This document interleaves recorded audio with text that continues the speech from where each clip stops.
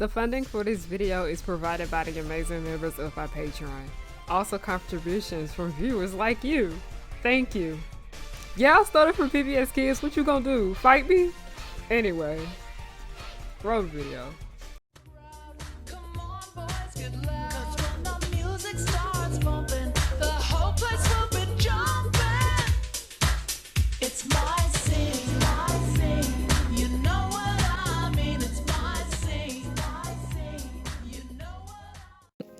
Hey y'all, it's Harriana and I'm back with another video. Hi, hello, how are you guys doing? My name is Harriana and welcome back to the pirate ship, also known as Harry Hook's pirate ship. I am the captain. You were not my first mate. I don't got no first mate because you want to know why? Bring your ear closer to the speaker so you can hear me clearly. Nobody's worthy of being the first mate. But hi, hello, how are you guys doing? My name is Harriana and I like to make content based off nostalgia and family and children's entertainment. All the issues I find within those spaces. So today we're back with an art commentary video simply because I feel horrible right now, y'all. I feel so bad right now. Don't have the energy to get in front of my camera. So we got a good little art vlog coming and I have started to record me actually sketching out the stuff first, so people can see, like, you know, the full process of me drawing. And I know I don't owe nobody no kind of explanation, but somebody accused me of tracing and it pissed me off, so I was like, yeah, no, let me actually sit here and show y'all that I don't fucking trace. So part of the reason I am making this is because I love the book Wash Day Diaries and I talked about it in yesterday's upload, which you should go watch. If you did not, I'll have that link down below. And I think more people should read Wash Day Diaries and I'm not gonna shut up until they do. So I want to make a reference and throwaway to like one of my older videos I had posted last year called Why I Stopped Talking to Non-Black People About Black Hair. And I got this really stupid ass comment in relation to that confirmed that too many non-black people just fail to understand much of anything about black hair. Because it reminded me that this girl who I'm not friends with no more, who is black, she failed to understand much of anything about race and culture because she didn't get why I said box braids don't look right on white people. And she was over here trying to figure out ways to make them look right on them. And I was like, baby, you just not getting it. So the comment that's making me talk about that right now is it was a reference to me saying this: stop getting box braids if you aren't black. We aren't saying that to be mean, even though y'all look a mess, but your hair will literally fall out. It's not meant for you. And some non-black person has said, so what if the style doesn't look good on them? They can wear what they want. And you're absolutely right. You do have the right to wear what you want. But what you're wearing is offensive. People have the right to call you out on it. So let's take the Disney parks, for example. If you're at the Disney park, you have an understanding that this is a family-friendly environment. Therefore, you cannot wear what you want overall. You cannot wear a hentai shirt to a Disney park because it goes against the rules and the guidelines. You will be asked to change, and if you don't, you will be asked to leave. You want to wear a hentai shirt? Go to an adult nightclub because you're wrong. You're literally wrong. You're already wearing something that's bad for your hair. You're wearing something that's not meant for you. Therefore, you can get it dragged accordingly. And don't go and crying about your hair falling out afterwards because you are aware that it was not meant for you. Got it? So moving forward, non-black people just don't seem to understand why hair is just such a touchy subject overall, as it plays a major factor into so much of our lives and our media. And today I want this video to focus on hair in cartoons. Again, like I did with the last It's Not Just Hair video, but I also want to bring up the unprofessionalism with Instagram stylists, as this is something that I really have been wanting to talk about on my channel, but I haven't, and I just enjoy watching so many other people's videos about it. And I wanted to give my takes about it. So the second half of this video, if you are not black especially, please be very mindful about what you are saying and the black women being spoken about, because I don't tolerate misogyny on this channel. Let's go. First, let's just go ahead and get the Alia and Moon Girl stuff out of the way before we get into everything with the Instagram stylist. Another stupid ass comment I'll address before I move on to Moon Girl and the bonnets and all of that jazz is people continuing to say that Alia isn't black or half black and that she's Indian. First of all, why is it that when there's a black character in a cartoon, non-black people continue to dance around the fact that they're black? Because y'all did this shit with Claudine, Howling, Claude, and Claudia from Monster High, and you also did it to Michiko Melandro just as well.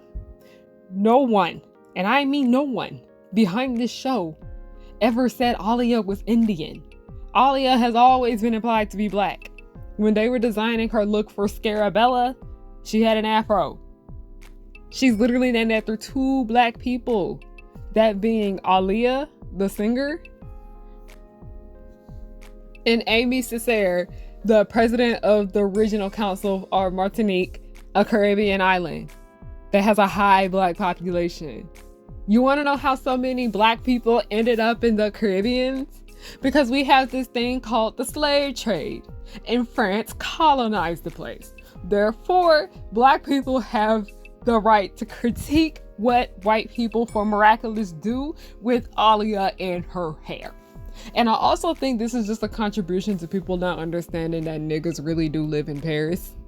People fail to understand why Alia's hair looking a mess was a problem, but it's because y'all don't understand what hair means to black people, as black people have a very frustrating history in relation to our hair. And it's gotten to the point where we are tired of seeing black people's hair look a mess in media.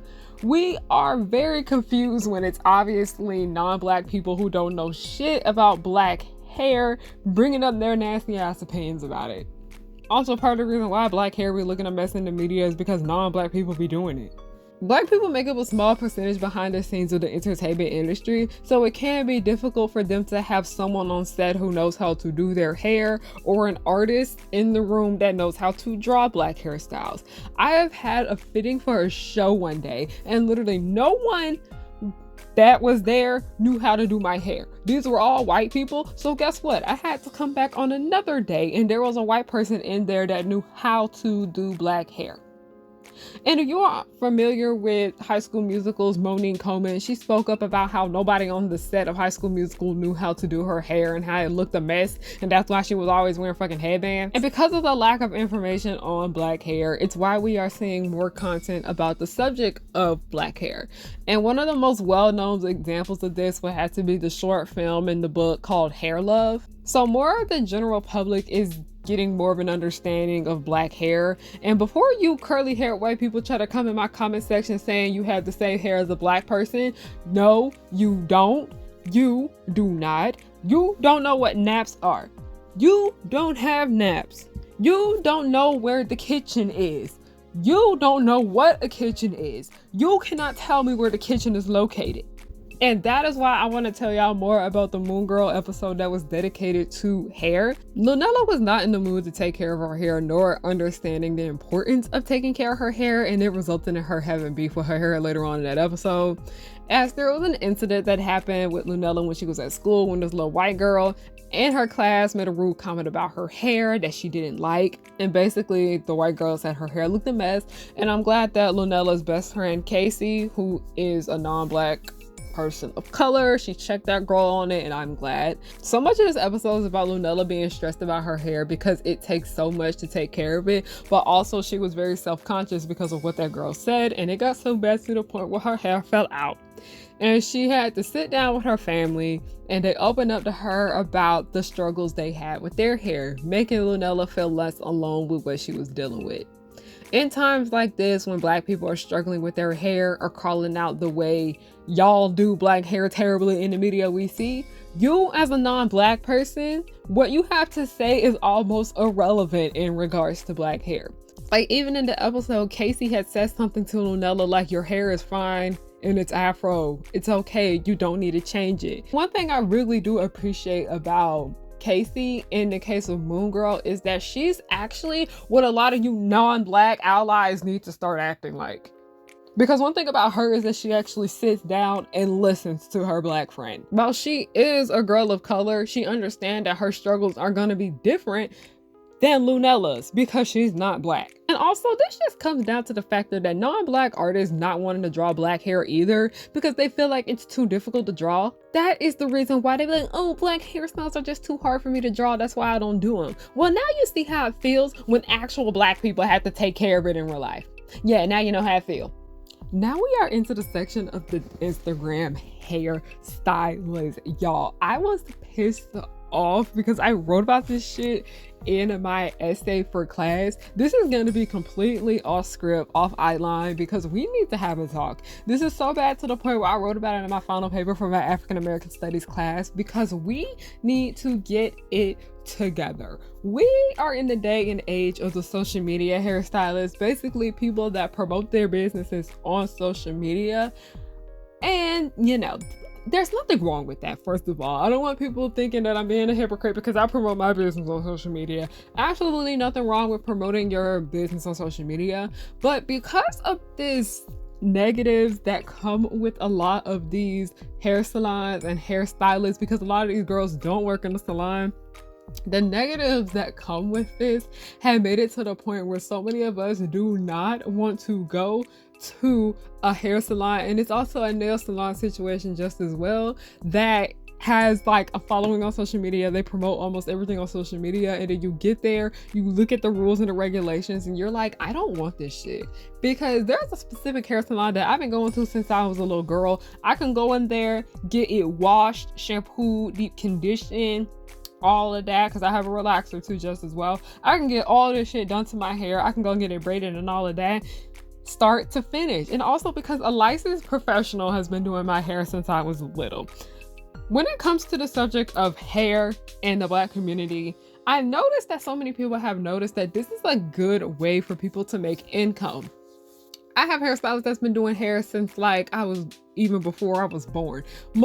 I'm pretty sure the woman who's been doing my hair has been doing hair before I was born. I'm not even joking. That's how much I've been going to her. I've been going to her since before I was even a teenager.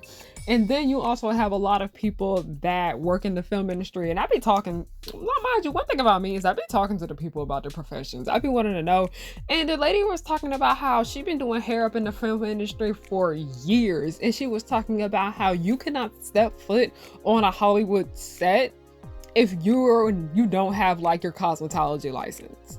So a lot of these hairstylists that y'all are seeing that are exhibiting this bad behavior online with being extremely unprofessional that we're gonna get into, a lot of them are not licensed, and a lot of them will never be able to step foot in the professional film industry or whatever, simply because they will not take those extra steps to go in and get their license. But then also you have to take into consideration that it costs money to go and get these things. It costs money to go and get your license. It costs money and time to get the training and everything like that, which yes, I get. I completely understand that not everyone has the time to do it. Not everyone has the money to do it, but there's Instagram hairstylists out here that are making lots of fucking money for them to be over here not going to school. Baby, if you are charging $300 for fucking butterfly locks that you are not gonna wash the girl's hair before doing it, and you're gonna make them come in with it blow dry because your ass doesn't know how to braid kinky and coily hair, what are you charging $300 for? If you're gonna be charging $300, and that's still too much in my fucking opinion, you need to be washing and then completing all the way to the end. You need to be doing everything from start to finish. But one thing about y'all is that a lot of y'all don't know how to wash hair. A lot of these new hairstylists are so fucking unprofessional. They do not want to sit here and do everything that needs to be done in order to wash hair. Because I remember somebody had said something about how y'all are literally styling on dirty ass hair, and I was like, you guys are. Because one thing I noticed with a lot of these Instagram stylists is that they do a lot of press outs and like straightening and all that, adding heat onto the hair. Y'all are literally straightening on dirty hair that's making it damaged. Y'all are literally doing that. Y'all are literally braiding on dirty ass hair, and you're wondering why the braids are not coming out the way you want them to, because you did not sit there and wash your client's hair. One, because you didn't know how to, or two, you just too lazy to do it. And I understand how some people be like, I don't want to wash hair because it's too dirty, this and that and the third. Well, baby, don't be a hairstylist then if you don't want to wash hair. That's literally a part of the job. I hate to say it, I hope I don't sound ridiculous, but that's literally a part of it. And mind you, I understand, because a lot of these people, they be doing hair in little studios that don't have the bowl and all of that stuff. They don't have the license to wash hair and this and that and the third. Like, I get it, I understand it, but I'm like, if you're gonna be charging an arm and a fucking leg to be doing all of this because you're trying to live this life of luxury by doing hair, Mind you, don't get me started, because I think you can live a life of luxury of everything like that. You need to get your priorities straight. If you want that luxury lifestyle, you need to go and actually go and get that training you're supposed to get. I feel like because we are in the age of the social media stylists, so many of the people that we see on social media that have these salons and are making a lot of money, these people, and these women especially, they have thousands and thousands and thousands of followers. They get a lot of clients, they get a lot of referrals and work like that, and you can see that these people aren't getting wealthy off of doing other people's hair, and then they get in touch with doing celebrity hairstylists, not doing celebrities, they get in touch with doing popular influencers hair, or they really want to book like a big influencer because people will see that they did that influencer's hair, their followers will see it, they'll probably come to them and everything like that. Like, I feel like a lot of y'all don't even like doing hair, you just want to be known as like a famous hairstylist. Y'all are not gonna be the next Kim Kimble. Okay, you're not gonna be like the next cast of LA Hair. And you wanna know why? Because a lot of those women on that show, and all of the people on that show in general, because it wasn't just women, a lot of them are licensed professionals. A lot of them actually know what the fuck they are doing. That's how they were able to get there. A lot of y'all want to be celebrity hairstylists. A lot of y'all want to sit here and do hair for movies and TV shows and things like that. Well, you need to go get your license first. You need to go get your cosmetology license. You need to go get the certifications and all of that, okay?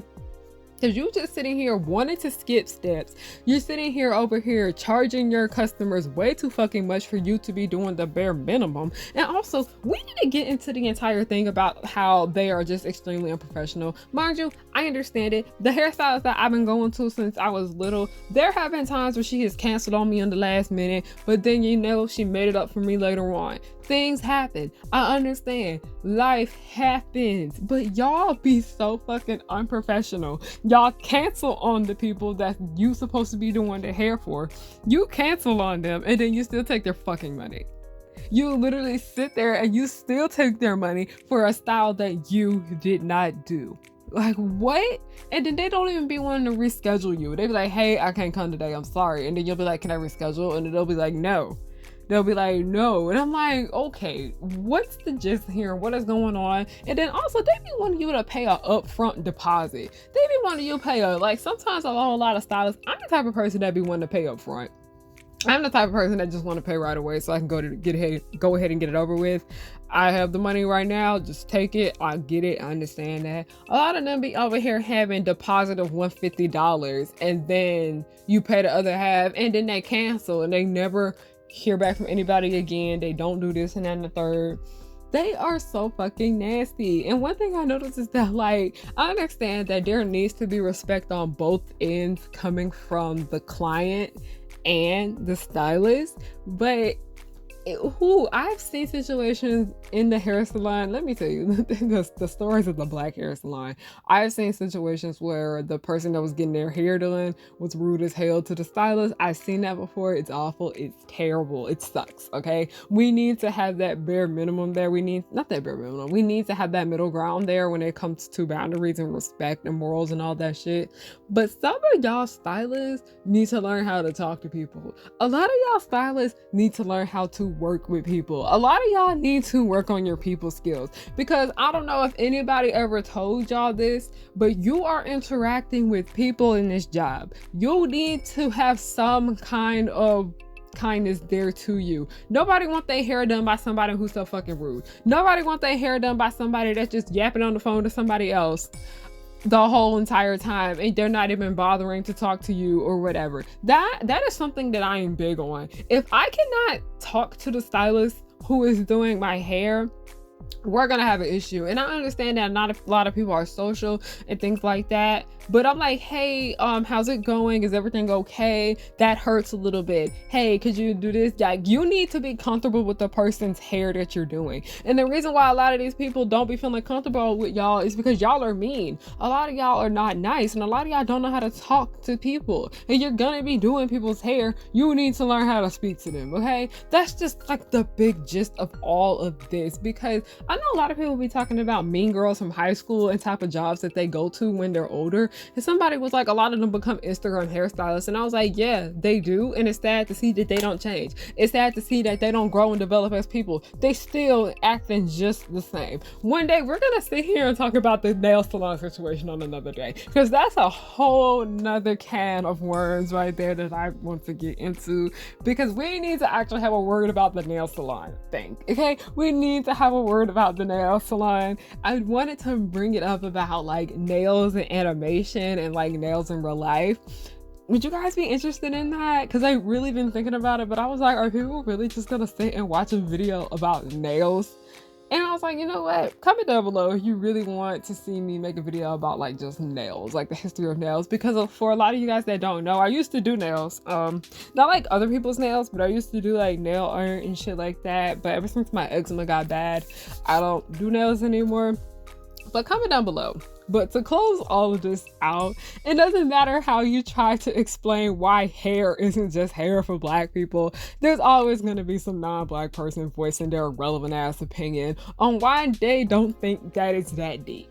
And to be honest, you just gotta let it be. Just hit that block button and move on, okay? After you guys heard that entire debacle about me explaining the Instagram stylist, you can get a taste of why Black hair for Black people is just a whole nother thing. But thank you guys so much for watching. I have commissions open. I have merchandise on my website, hairyanahunk.com. Follow me on Instagram, by the way. I've been really popping over there lately. I have new things coming from my shop throughout the month of May, and I cannot wait. Thank you guys so much for watching. I also have Patreon, by the way. Helps the channel out by a lot. Very thankful for everyone that's over there. Seriously, y'all are great. But thank you guys so much for watching this video, and have a great day, night, or whatever the time of the day you're watching. All right, goodbye.